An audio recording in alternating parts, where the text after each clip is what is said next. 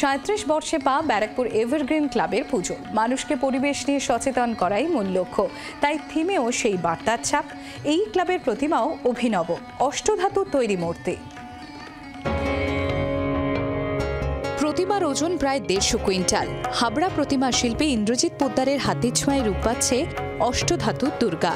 Barrackpore evergreen ক্লাবে চলতি বছরের পুজোয় দেখা যাবে এই প্রতিমা।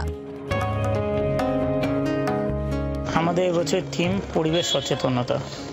পরিবেশ সচেতনতা বলতে গাছ কেটে ফেলা, জল অপচয় করা, এগুলো যাতে মানুষ বন্ধ করে আবার যাতে গাছ বেশি করে লাগায়, জল অপচয় বন্ধ করে, জল যেন সংরক্ষণ করে, তাহলে পরিবেশটা আগের থেকে অনেকটা বেটার হবে।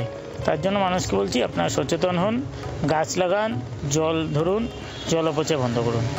ব্যারাকপুর এভারগ্রিন ক্লাবের পুজোর এবার 37 বছর। তাদের এই বছরের ভাবনা স্পন্দন। পরিবেশ নিয়ে দর্শকদের সচেতন করাই তাদের মূল লক্ষ্য। যেভাবে মানুষ গাছ কেটে ফেলছে, জল অপচয় করছে, তা বন্ধ করতেই ক্লাবের এই উদ্যোগ।